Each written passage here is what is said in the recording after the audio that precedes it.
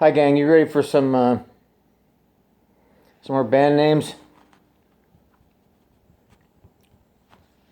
First, I'm gonna talk a little bit. I'm feeling a little scattered tonight. Um, Anybody who watches this stuff and goes and here sees me get in one of my rants, one of my complaint, my one of my complaint parades, and might think that's what you're worried about. No, no, no. I'm this is like uh, sort of a departure, an escape from what there really is to worry about. So, and if you don't like it, you can nah, not watch. But I have to say, I'm very impressed with all the people who are all the healthcare people, all the people who are, including the people working in groceries, all the people who are getting sick, and some are, and dying. All the people who are out there dealing with it. And I guess I'm doing my part by staying here. Just staying in here. I feel like when I do go out for groceries, I feel like I'm going out on a supply run in The Walking Dead, uh, and and here here they all are out there all the time. You know, and dying for it, for doing your job. So thank you, I say to them. But let's get back to me. There were a couple things last night that I said, or last time that I said it reminded me of a couple more things. So this is a kind of a little continuation, or things that reminded me of. One was my story of Job, and if you want to review, you can read the book of Job, or you can go back and look at my last episode of Real Band Names. But there was another thing that happened some years ago that I just wanted to relate to you. That made me think of that Job story in the same way. It was an interview on the BBC with Paul McCartney, and at the time, I don't remember who it was, but somebody of note, somebody with some note, somebody famous, sniffed at the Beatles' legacy. They were like, well, I don't think they were so great. I think they're highly overrated. And everybody clutched their pearls and reached for the smelling salts, because this was a big shocker. It went around like, oh my God, did you hear what so and so said about the Beatles? Oh my God, and this had just, and I don't remember who it was. Somebody, maybe somebody was more famous over there in Europe, in Yelp, or in England, I don't know. And they had McCartney there, Sir Paul, and he was being interviewed, but you didn't see the interview. The interview was out of frame, and he approached the question gingerly, uh, but he felt like he had to ask. He said, "You must be aware that so and so said this thing that was disrespectful of the Beatles. That said this thing about the Beatles. Do you have any thoughts about that, Sir Paul?" And Paul took like one beat. He sort of looked off into the middle distance and said, "Well, we were the Beatles."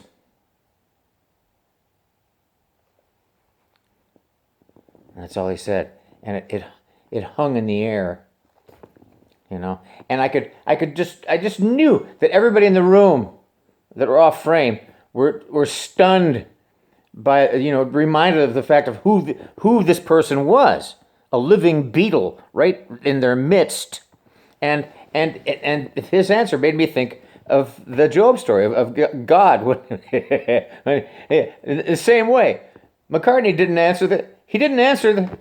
He didn't address the question at all. He didn't. He didn't say, "Well, I think the Beatles' legacy was this or that because of whatever." He didn't. He didn't say any, He didn't say anything. He didn't even acknowledge it. He just said, "Well, we were the Beatles."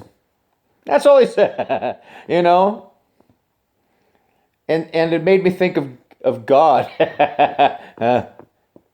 What God said to to Job. We were the Beatles.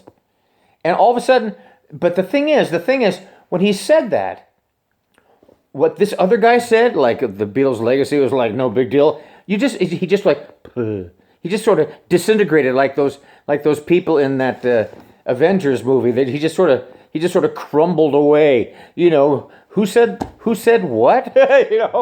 He just gone, and all that was left, like a shining sun, was the Beatles, man. I swear to God, I mean, that stuff. The Beatles.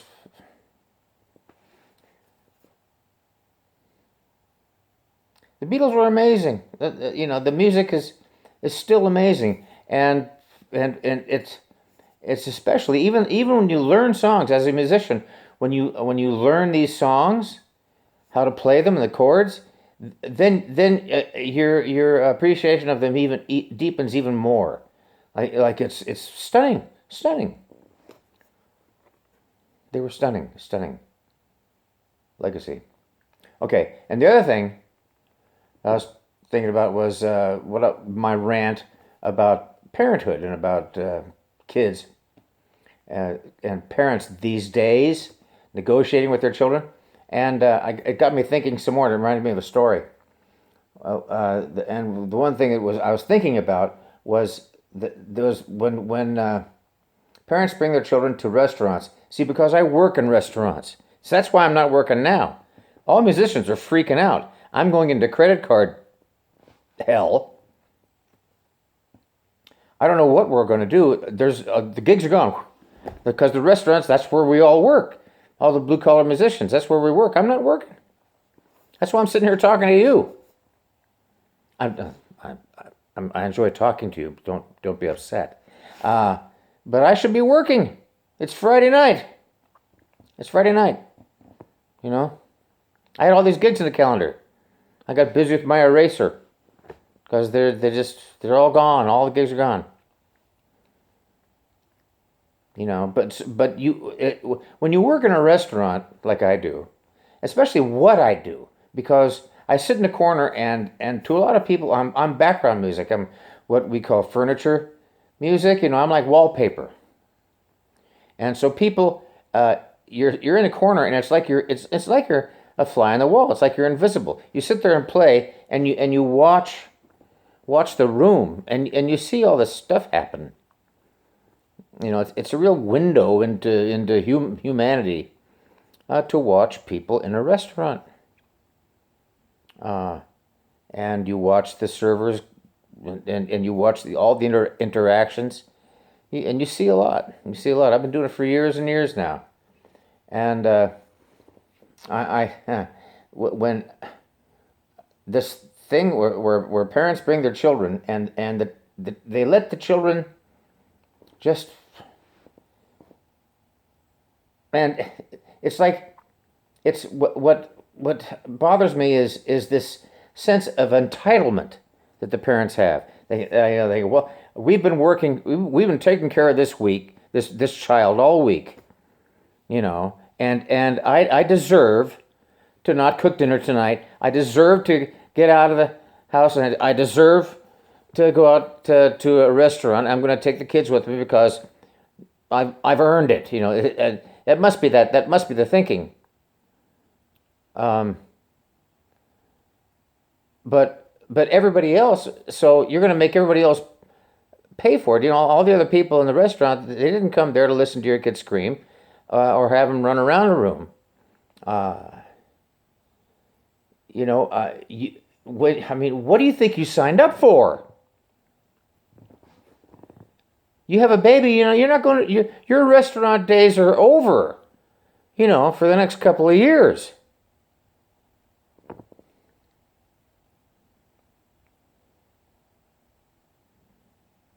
So I was playing in this place, and this kind of shit happens. I don't like it when kids come around and I'm talking about little ones, because they're attracted to the music. Come, my children, and they're attracted to the music, and I play through a Bose Tower. That's my sound system. Okay, and a Bose Tower, it's literally a tower. It comes in three pieces. And it's got a bass, which is the brain. It's the amp. It's like I had the old one. It was this big thing, sort of like a great big pizza box, and that's the stand. It's the brain of the thing, but it's also the stand. And these towers click into it, and that's the little speaker arrays, and that's your sound system there.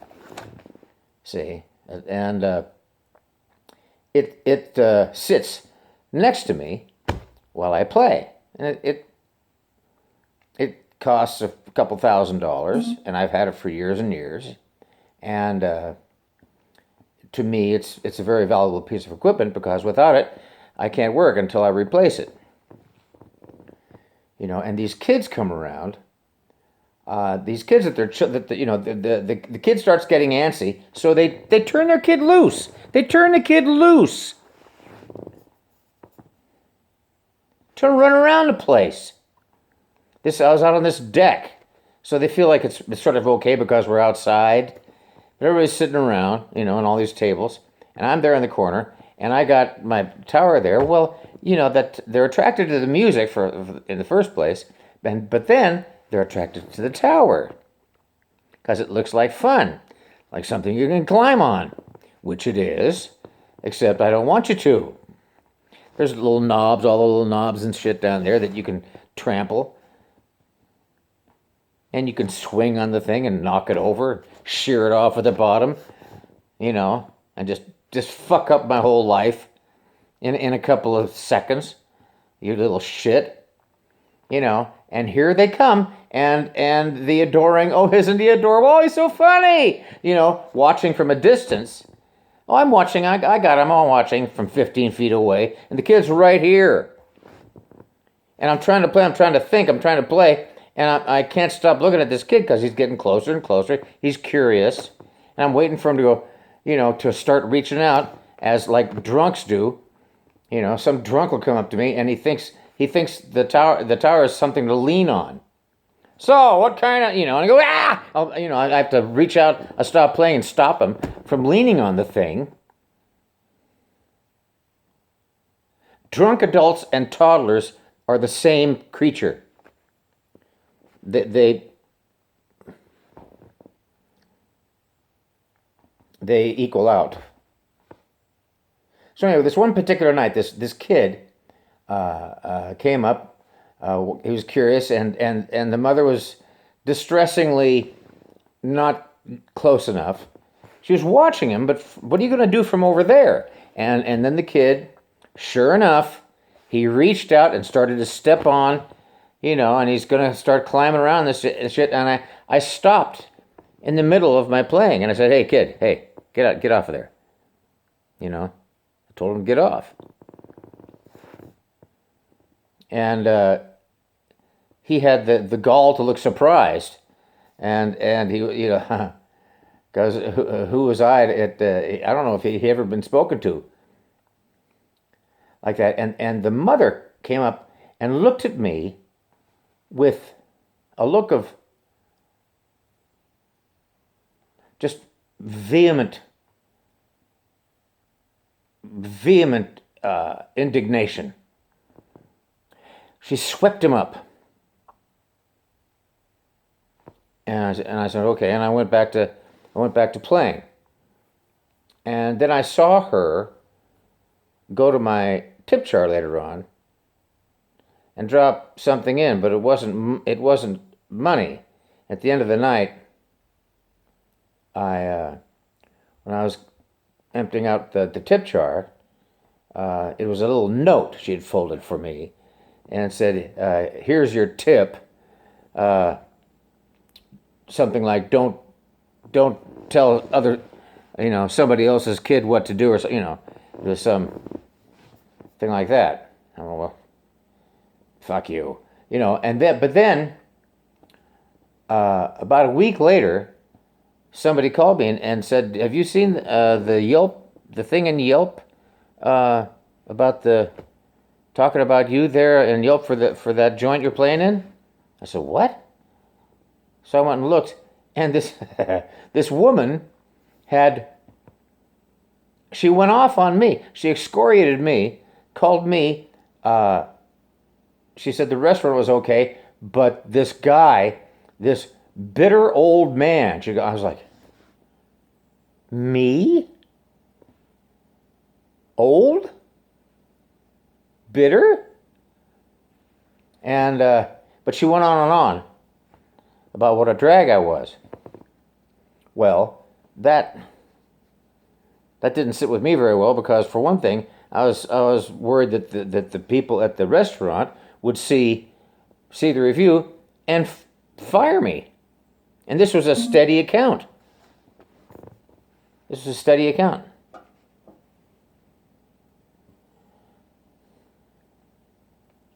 So I wrote about it in this thing I sent out to my mailing list, and my fans got incensed. So they attacked her on Yelp. All these fans just dogpiled on this woman, and told her where to get off, and then Yelp itself pulled the whole thread because it wasn't about the restaurant, you know.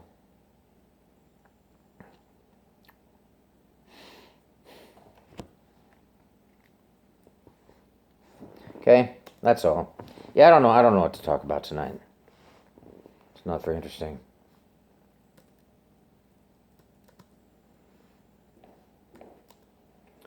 Let's get to the important stuff. I left off with hentai hentai cum dungeon. All right. Maggot sandwich. Fuck. Fuck face. The dead pants, or Die Totenhosen.